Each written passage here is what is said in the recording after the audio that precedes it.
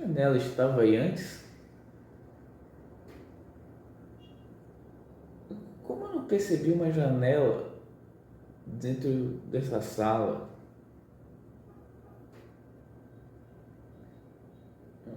Olhando melhor, eu acho que ela está uns alguns centímetros à direita do que estava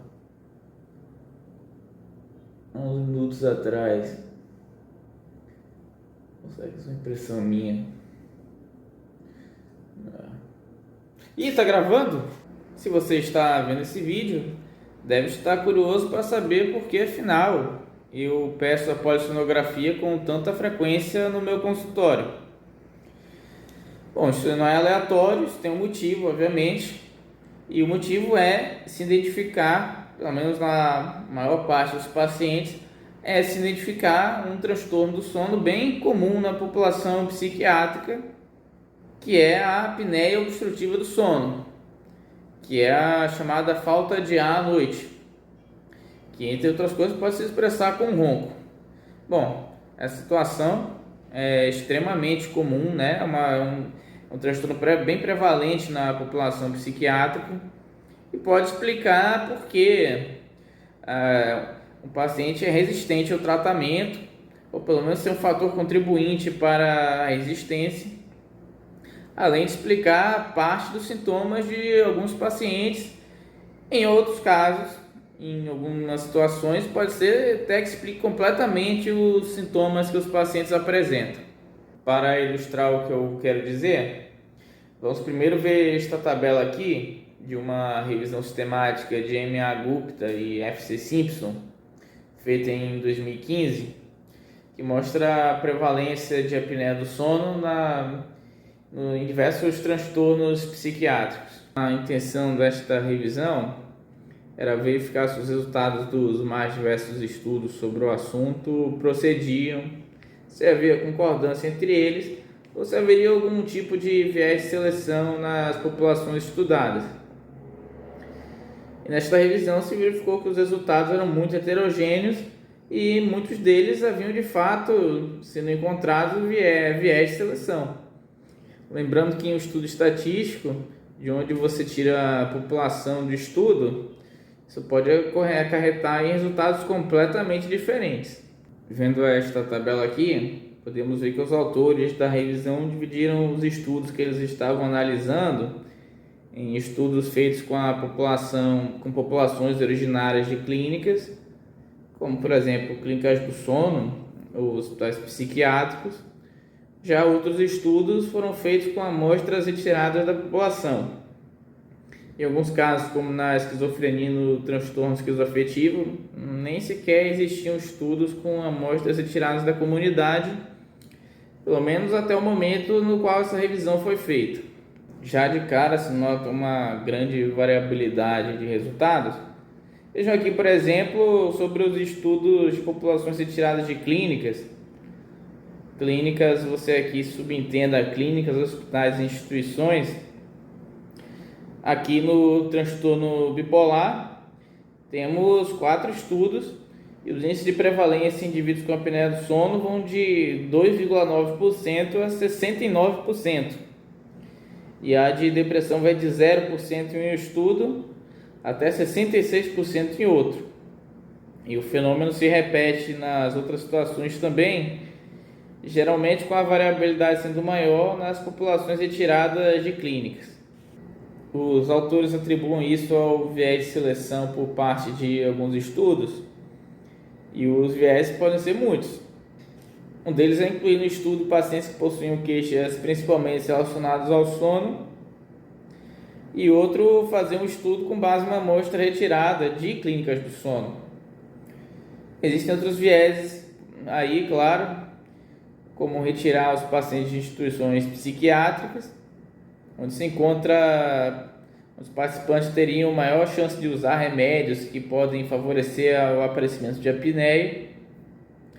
Ou você pode tirar a sua amostra do estudo de populações com diagnóstico de doenças cardíacas e obesidade, no qual por si só são populações de alta prevalência de apneia do sono. Nos estudos nos quais se controlou para queixas de problema de sono, geralmente as prevalências tenderam a ser menores.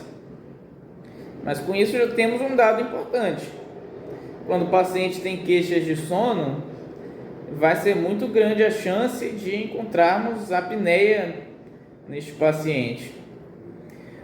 Dependendo da doença psiquiátrica, podendo ser de 1/5 até em torno da metade ou mais dos pacientes.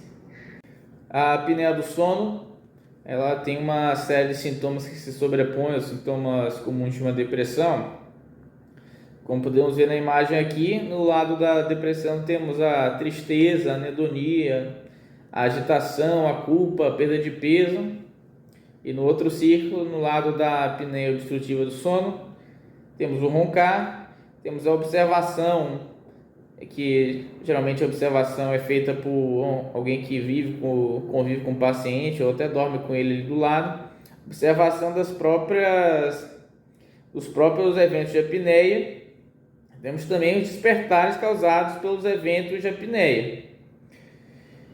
E nos dois distúrbios compartilham sintomas também. Você pode ver isso no círculo do centro da imagem, que é a sonolência diurna, a fatiga, a perda de energia, a perda da concentração, irritabilidade, a lentificação psicomotora e o ganho de peso. Ou seja, os sintomas do meio, mesmo quando o paciente for tratado para os sintomas depressivos, continuarão provavelmente persistindo se a apneia do sono não for tratada nos pacientes que possuem essa comorbidade. Nos pacientes com doença mental severa, se estima que a prevalência de apneia do sono seja ainda maior quando comparado com a população normal. Por exemplo, temos essa meta-análise aqui em cima, que identificou, que estimou, com base nos outros estudos que eu estava avaliando, uma prevalência em torno de 36,6% em indivíduos com depressão maior, 24,5% naqueles com transtorno bipolar e 15,14% naqueles com esquizofrenia. Já este outro artigo aqui, cuja população do estudo era retirada de uma clínica especializada de depressão e transtorno bipolar, foi identificado uma prevalência de 21%. Os autores depois eles estimaram que a prevalência poderia ser ainda maior se considerasse a possibilidade de falsos negativos, com eles considerando isso uma taxa de 47%. Ambos os estudos possuem as suas limitações e os próprios autores eles advertem que os resultados têm que ser vistos com cautela, sendo provisórios e não podendo serem extrapolados a qualquer situação. Mas eles já servem para advertir os médicos, principalmente os psiquiatras, da ocorrência deste problema.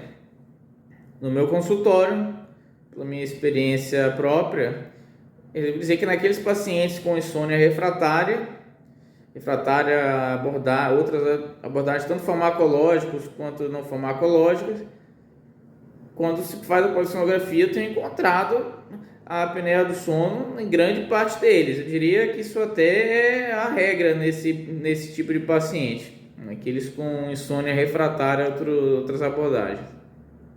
Agora você deve estar se perguntando, ou não, mas eu vou falar mesmo assim, porque afinal teria essa maior prevalência de apneia do sono em pacientes psiquiátricos. Aí as causas são várias. Uma delas é a maior incidência de sedentarismo nesta população. O outro seria uma tendência que alguns pacientes têm, principalmente quando eles possuem transtornos de humor, maior incidência de um comportamento de hiperfagia, de comer muito. E outro motivo, outra razão, seria os próprios remédios da psiquiatria. Alguns deles, eles aumentam o apetite também, outros causam distúrbios metabólicos que, por sua vez, podem levar ao sobrepeso e também à obesidade. Sobrepeso e obesidade, eles geram acúmulo de gordura na região orofaríngea, e isso pode facilitar a obstrução mecânica dos pacientes quando eles vão dormir, gerando a apneia do sono.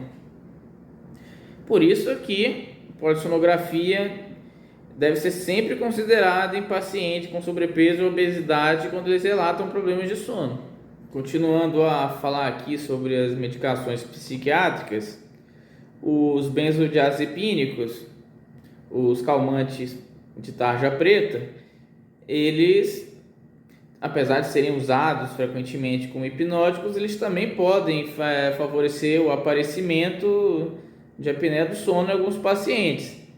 O mecanismo que, no caso, é a diminuição do tônus muscular da musculatura orofaríngea.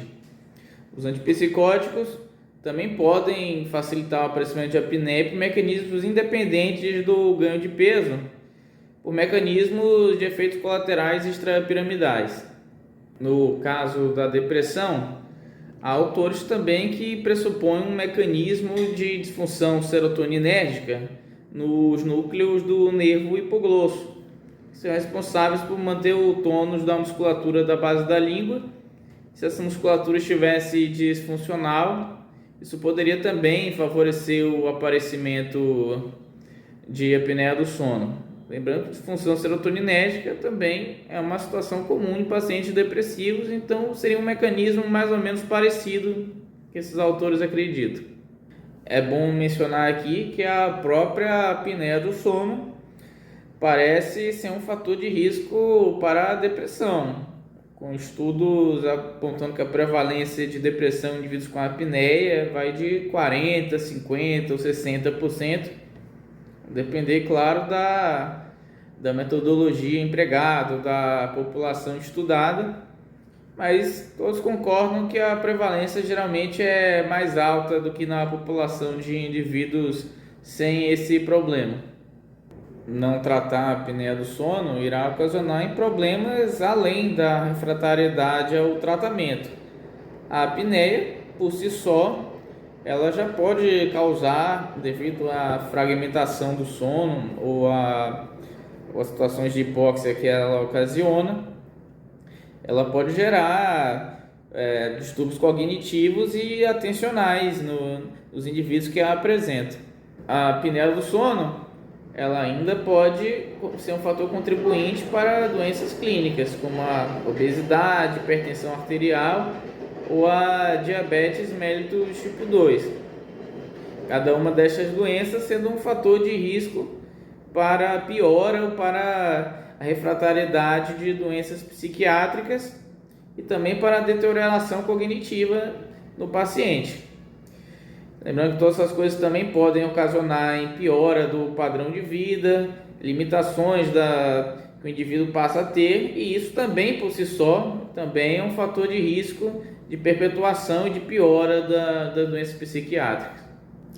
Por fim, eu gostaria de deixar aqui registrado que, se houver qualquer dúvida de se a apneia poderia estar contribuindo para a situação do paciente, a polissonografia deve ser solicitada, mesmo que o paciente diga que não ronque, até porque às vezes o paciente dorme sozinho ou sozinha e não tem nenhum parceiro ou parceira que esteja observando ele. Ou também pode ser que não tenha nenhum ronco assim muito alto e o paciente acha que por causa disso ele não tem o problema.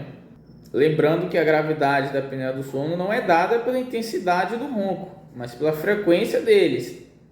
Pela frequência, no caso dos episódios de apneia ou hipopneia. Por exemplo, um ronco muito alto, mas apenas um, dentro do espaço de tempo de 1 hora, é muito menos pior do que dezenas de roncos ainda pouco audíveis dentro do mesmo espaço de tempo. Isso, inclusive, é um dos motivos que a apneia do sono pode estar sendo subdiagnosticada em mulheres que não possuem roncos tão altos assim quanto homens. Em mulheres, à medida que elas vão envelhecendo, inclusive, a apneia do sono vai se tornando mais prevalente devido à diminuição do tônus muscular da região orofaríngea. E é importante ter um baixo limiar para se solicitar a polissonografia, pois houve estudos nos quais pacientes passavam por avaliações, sejam avaliações orais, seja utilizando a escala de sono Epworth. Foram ver que alguns pacientes nos quais foram negados a polissonografia foram vistos depois que eles eram, na verdade, falsos negativos. Como assim? Esses pacientes eram dados como provavelmente não tendo a apneia do sono pelos entrevistadores, foi negado a eles de fazer o exame, mas depois se fez o exame neles para ver se a conduta foi correta e foi visto que em uma parcela não expressiva desses pacientes ele também possuía apneia do sono. Por isso não se deve ser econômico ao pedir a polissonografia. Então, na dúvida, por menor que ela seja, a polissonografia, na minha opinião, tem que ser solicitada. Porque uma vez a apneia do sono sendo identificada, o tratamento dela é relativamente simples e eficaz, utilizando o CPAP, que praticamente anula o problema, desde que, é claro, o paciente use o aparelho. E o CPAP é um tratamento seguro, não invasivo e sem efeitos colaterais. O tratamento com ele, já no curto prazo, poderá melhorar a sensação de sonolência diurna, a sensação de cansaço e melhorar a cognição do paciente. No longo prazo, ele poderá resultar em economias também para o paciente, pois ele, usando o CPAP, você estará indo no sentido de se prevenir doenças crônicas como hipertensão, obesidade, diabetes. Isso ocasionará em redução dos custos e despesas com médicos e medicamentos. Sendo que naqueles pacientes que já têm esses problemas, o uso do CPAP facilitará o controle. Os pacientes obesos também ajudará a perder peso, será mais fácil perder peso caso se use o CPAP também. Por isso que esse tratamento não é importante apenas para a psiquiatria, mas também para a cardiologia, para a endocrinologia, entre outras especialidades. É isso aí, pessoal. Eu espero ter ajudado hoje. Ué, o que houve aqui? Ué, cadê a janela? Não fui. Peraí.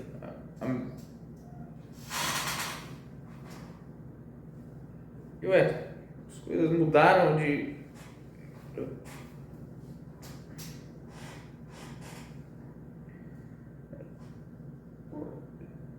A porta tá aqui agora e a janela tá ali.